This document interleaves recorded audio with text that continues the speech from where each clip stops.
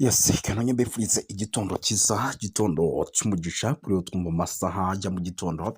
Turi mu gitondo cyo ku itariki zigera kuri 31 z'ukwa mbere 2025. Birumvikana ni amakuru agezweho harebana n'umutekano, politiki na diplomasi tugiye kuba dukomozaho, tuva imuzi n'imuzingo tubapudetinga gatanu kuri gatanu tubabwira uko situwasiyo ihagaze. Sindi butinde rero ndasa gukubita mbangura by'umwihariko mpere ku biri kuvugwa bijyanye n'ibihano bikomeye igihugu cya Leta Zunze Ubumwe za Amerika gishobora kuza gufatira u Rwanda nyuma y'intambara ikomeje ku butaka bwa Repubulika Iharanira Demokarasi ya Kongo. Turaza kwinjira mu isesengura turebe ese bimeze bite, byongeye biravugwa cyane. Turaza kubabwira yuko kandi uwitwa Patrick Moya muri Repubulika ya Demokarasi ya Kongo yemeye gushyiraho umukandida wayo mu guhatana by'umwihariko na mushiki wabo umwanya wo kuba bayobora ibihugu bivuga ururimi rw'Ubufaransa. Ibyo ntibimaze gutangazwa mu kanya gato gashize n'uwitwa Patrick Muyaya. Turaza kubabwira yuko kandi na Nyamuneka wari inshuti ya Perezida Tshisekedi yamaze kwiyunga, ubu tuvugana kuri AFC M23. Ibintu bishobora kuza kugora bikomeye igihugu by'umwihariko cy'u Burundi. Nyamuneka ibintu bishobora kuza kugora igihugu cya Repubulika Iharanira Demokarasi ya Kongo, ariko kandi tuzi no kugaruka by'umwihariko ku magambo akomeye cyane yatangajwe n'uwitwa Evariste Ndayishimiye, ati icyumweru cyose mu Burundi mbere yo kwambuka zerekeza muri Kongo twari inkotanyi. Uwo ni Perezida Evariste Ndayishimiye. Turaza gukomoza ku bye turebere hamwe uko bihagaze. Turaza kurebera hamwe ibitero bya drone za FARDC muri Minembwe bikomeje kugenda byibasira abasivile ndetse byamaze kuba biba ibindi bindi, ariko kandi MDP twirwaneho yasubije inyuma ingabo za leta ifata n'igice cy'ingenzi gihuza Uvira ndetse n'imisozi ya Bijombo. Birumvikana ibice biri strategique biracyakomeje kugenda bifatwa. Turaza kubabwira yuko AFC M23 yamaganye ibitero by'iterabwoba bya Uvira, isaba umuryango mpuzamahanga gutabara abasivile. Aya nayo ni amakuru agezweho turaza kuba dukomoza tuva imuzi n'imuzingo, ariko kandi turaza kurebera hamwe amwe mu makuru menshi akomeje kugenda avugwa. Abanyamulenge bakomeje kugenda bahura n'akaga gakomeye cyane. Turaza kubikomozaho tubive imuzi n'imuzingo. Turaza kugaruka mu bice byinshi bigiye bitandukanye tugere tubapudetinga gatanu kuri gatanu tubabwira uko situwasiyo ihagaze. Muraza kunyemerera by'umwihariko dukomoze ku makuru menshi agiye atandukanye. Ubu tuvugana ihuriro rya Alliance Fleuve Congo ryashyize ahagaragara itangazo ry'akababaro. Ni itangazo navuga ko rikaze cyane ryamagana bikomeye ibikorwa by'ubugome rivuga ko byakozwe n'uruhande bahanganye, rugizwe n'igisirikare cya Repubulika ya Demokarasi ya Kongo FARDC ndetse n'imitwe ibashyigikiye mu bitero byahitanye abasivili b'inzirakarengane mu gace ka Sanje gaherereye muri teritwari ya Uvira mu ntara ya Kivu y'Amajyepfo. Nk'uko byatangajwe rero kuwa kane ku itariki 29 z'ukwa mbere 2026 mu isoko rya Sanje riherereye mu kibaya cya Rusisi muri teritwari ya Uvira hatewe grenade mu gihe abaturage benshi bari kuhakorera. Icyo gisasu rero gihitana abantu bagera kuri 5 b'inzirakarengane. Mu itangazo rero ryashyizwe ahagaragara n'umuvugizi wa AFC M23 mu bya politiki Lawrence Kanyuka, yavuze ko iyo grenade yatewe ahagana ku isaha y'isa 12 z'umugoroba, ndetse umugambi w'ubutegetsi bwa Tshisekedi muri ako gace ngo akaba ari kugira ngo abasivile by'umwihariko bahabwire ubuzima. Urupfu rw'abasivili rero 5 barimo n'abagore, mu gihe abandi benshi bakomerekejwe na urupfu rwabashe bikomeye. AFC M23 Kanyuka kandi yagaragaje icyo gikorwa nk'icyaha ndengakamere, ati iki gikorwa cy'iterabwoba gihonyora bikomeye uburenganzira bw'ikiremwamuntu nk'uko bigenwe n'amategeko mpuzamahanga. Yakomeje avuga yuko kuri uwo munsi nyine hagana isaha y'isa 8:40 ndetse za mu gitondo abarwanyi ku ruhande rwa leta bagabye igitero cy'iterabwoba batera bombe ku bwato bwari ku mwaro. Ibintu AFC M23 ivuga ko bigaragaza ibitero byateguwe kandi igikorwa mu buryo bunyuranyije. Byongeyeho ko kandi iryo tangazo ryagaragaje umutwe wa Wazalendo ukorana na FARDC wihuse abagore babiri b'abanyamulenge. Iki gikorwa AFC M23 ivuga ko cyagaragaje ihohoterwa rikorerwa abasivili. Lawrence Kanyuka rero yasabye umuryango mpuzamahanga gufungura amaso ukamenya kwamagana ayo marorerwa, ukavuga ko gukorwa n'uruhande bahanganye, ashimangira ko ari ukurenga ku burenganzira bw'ikiremwamuntu, kwica ku mugaragaro ibyemezo byo guhagarika imirwano byari byemejwe. Yanasoje avuga yuko kandi ihuriro rya Alliance Fleuve Congo ryamaganye ryivuye inyuma ibikorwa by'iterabwoba rifata nk'ibyaha bikomeye bikorwa muri Repubulika Iharanira Demokarasi ya Congo. Anasaba ko abagize uruhare muri ibyo bikorwa bose bagomba kubiryozwa mbere y'amategeko mpuzamahanga. Ibyo si byo gusa rero, mbere yo kugira ngo tunarebere hamwe ibyo Leta Zunze Ubumwe za Amerika by'umwihariko zirimo ziragenda zikora, nyemera nkubwire yuko nyamuneka muri Repubulika Iharanira Demokarasi ya Congo yatangaje ko izashyira umukandida wayo mu matora yo guhitamo umuyobozi mukuru mu muryango w'ibimi bikoresha Igifaransa mu guhangana n'umunyarwanda by'umwihariko Louise Mushikiwabo ushaka manda ye ya gatatu rero y'ukwigomya kuyobora cyangwa se kuba umuyobozi mukuru w'ibihugu bivuga ururimi rw'Igifaransa.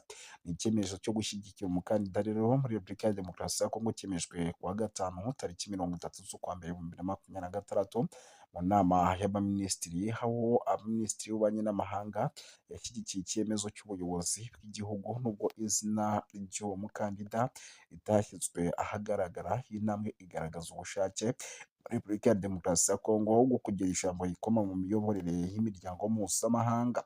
Louise Mushikiwabo rero uzwi ku rwego mpuzamahanga ku bunararibonye bwe mu bubanyi n'amahanga no guteza imbere ururimi rw'Igifaransa, arashaka kongera kuyobora indi manda ye ya gatatu nyuma y'uko guhera mu mwaka w'2019 yari ayoboye.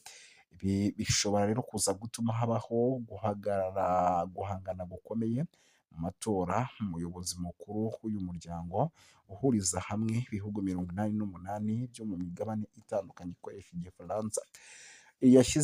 Yashyizweho mu mwaka w'1970, ifite kandi intego yo guteza imbere ururimi rw'Igifaransa, gukomeza ubufatanye by'umwihariko hagati y'ibihugu bikoresha ururimi rw'Igifaransa no guteza imbere by'umwihariko abaturage. Gushyira umukandida mushya rero mu matora biragaragaza ko Repubulika ya Demokarasi ya Kongo ishaka kuza guhangana n'u Rwanda mu miyoborere n'imiryango mpuzamahanga no gufasha ibihugu bikoresha ururimi rw'Igifaransa guhuriza hamwe imigambi y'iterambere. Binavugwa yuko kandi iyi ntambwe ishobora kuza gutuma habaho impinduka ibihugu by'akarere, ndetse ikaba ari intambwe ikomeye u Rwanda na Repubulika ya Demokarasi ya Kongo baba bagezeho ku ruhando mpuzamahanga, cyane cyane mu bijyanye n'iterambere mu rurimi rw'Igifaransa n'ubufatanye na diporomasi.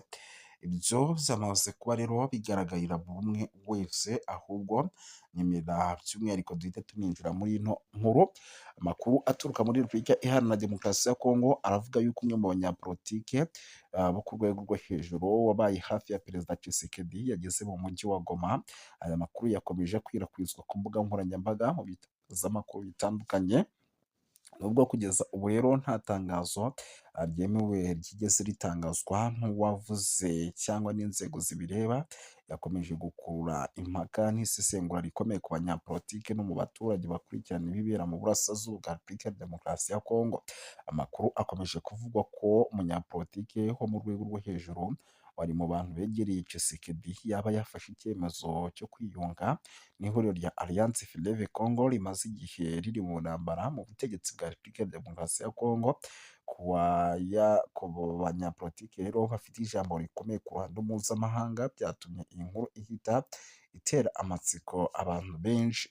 Nubwo intangiriro n'amazina ye atigeze atangazwa ku mugaragaro, ariko amakuru akomeje kugenda asohoka yaje kugaragaza yuko uwavugaga ari Claude Balanka. Aya makuru akavuga ko abarizwa mu mujyi wa Goma, aho bivugwa ko ategereje gutangazwa ku mugaragaro na AFC M23 nk'umwe mu bayobozi by'umwihariko n'abafatanyabikorwa. Claude akomoka mu ntara ya Bandundu, mu gace kazwiho kugira uruhare rukomeye mu mateka ya politiki ya Kongo. Kuba aya makuru rero yaratangajwe n'abantu batavuga rumwe n'ubutegetsi, AFC M23 byatumye irushaho gukurura impaka mu bice bitandukanye by'igihugu. Uyu munyapolitiki rero uzwi cyane mu ruhando rwa politiki ni perezida w'ishyaka rya Réveil Populaire, rimwe mu mashyaka yigeze kugira uruhare rugaragara mu mikoranire ya politiki y'igihugu mu myaka ishize. Iryo shyaka rero ryaje kwinjira mu ishyaka rishyigikiye perezida Tshisekedi rizwi ku izina rya Union Sacrée, ryabaye inkingi y'umwamba y'ubutegetsi bwe nyuma yo gufata ubutegetsi, kandi rifite umwanya ugaragara muri guverinoma kuko rifitemo minisitiri. Ibi byatumye Claude rero afatwa nk'umwe mu banyapolitiki bafite ijambo n'icyizere mu buyobozi buriho. Ni muri urwo rwego rero amakuru aba atandukanye ku butegetsi bwa Kinshasa akivuga ko uyu mugabo yaba yiyunze muri AFC M23. Nimba hari andi makuru yemezwa ku mugaragaro, byaba ari ikimenyetso gikomeye cy'impinduka n'imiterere ya politike, cyane cyane mu burasirazuba bwa Repubulika ya Demokarasi ya Kongo, aho AFC M23 imaze igihe kinini ifite ijambo rikomeye kwiyunga ku muntu wigeze kuba by'umwihariko umwe mu byegera bya perezida Tshisekedi. Byaba ari intambwe ikomeye. Icyakoze kugeza ubu harakekwa ibimenyetso bifatika n'itangazo ryemewe kuri Claude, AFC M23 cyangwa leta ya Kongo kugira ngo ibi byemezwe ni ukudashidikanywaho. Mu gihe bitaraba, iyi nkuru ikomeza gufatwa nk'amakuru ataremezwa ariko ikaba ikomeje kuvugisha benshi ndetse no gukurura amatsiko y'abakurikiranira hafi bya politiki y'akarere. Mu ndonke byinshi bikomeje kugenda bivugwa, by'umwihariko kuri ino nkuru ubona yuko byaba ari ikintu kidasanzwe cyaba kibaye ku butegetsi bw'uwitwa Antoine Felix Tshisekedi Tshilombo. Ikindi kintu gikomeje kugenda kigaragara, amakuru yizewe aturuka muri santere ya Minembwe mu ntara ya Kivu y'Amajyepfo, aravuga yuko drone z'ingabo za Repubulika ya Demokarasi ya Kongo FARDC zongeye gutera ibisasu zikongera gukomeretsa abatari bake. Nk'uko aya makuru rero abivuga, icyo gitero cyabaye ahagana mu masaha y'umugoroba, by'umwihariko ku munsi w'ejo. Drone yarashe ibisasu mu mujyi wa Minembwe byibasira inzu z'abaturage b'Abanyamulenge, umujyi uzwi cyane nka Mwafurika. Bitegetswe yuko igihombo gikomeye rero cyongeye kugira abaturage batuye igice cya Minembwe. Umutangabuhamya rero wavuganye n'ibitangazamakuru bigiye bitandukanye, hashize akanya gato drone irashe muri santere ya Minembwe isenya Mwafurika. Amakuru akomeza avuga yuko ngo iyo nzu iherereye hafi mu birometero bikeya cyane na teritwari ya Minembwe, by'umwihariko nko mu birometero bigera muri 30 uvuye aho biherereye. Byemezwa yuko kandi icyo gitero ngo cyasize gikomerekeje abantu 3 bari muri iyo nzu, bahitanwe bajyanwa nko kwitabwaho n'inzego z'ubuvuzi, nubwo hataratangazwa uko ubuzima bwabo buhagaze. Kugeza ubu rero ubuyobozi ntiburashyiraho itangazo risobanura iby'igitero. Cyokora abaturage bo muri ako gace bavuga ko drone ari iy'ingabo za leta ya Kinshasa, bakongeraho ko yaturutse mu cyerekezo cy'i Bujumbura mu Burundi. Ibi bikomeje kuba bibi cyane cyane ku baturage bavuga ko ari Abanyamulenge, kuko ibi bitero ahanini bikomeje kwibasira mu mihana ituwe n'abasivile. Ibi bibaye mu gihe kuri uyu munsi hiriwe ituze mu bice bimwe na bimwe byo muri groupement ya Mutambara muri teritwari ya Fizi, nyuma y'imirwano yari imaze iminsi ihabera hagati y'impande zombi, basaba impande zombi kuba umutekano n'amahoro byakongera kugaruka, ariko no bikaba bikomeje kuba ibindi. Twirukanse cyane rero sindi butinde, amakuru yizewe aturuka mu gace ka Ndondo ni muri groupement ya Bijombo muri teritwari ya Uvira mu ntara ya Kivu y'Amajyepfo, aravuga ko naho habaye imirwano yahuje MLDP twirwaniho n'ingabo za Repubulika Iharanira Demokarasi ya Kongo FARDC zifatanyije n'iz'Abarundi n'imitwe ya Wazalendo n'abarwanyi ba FDLR.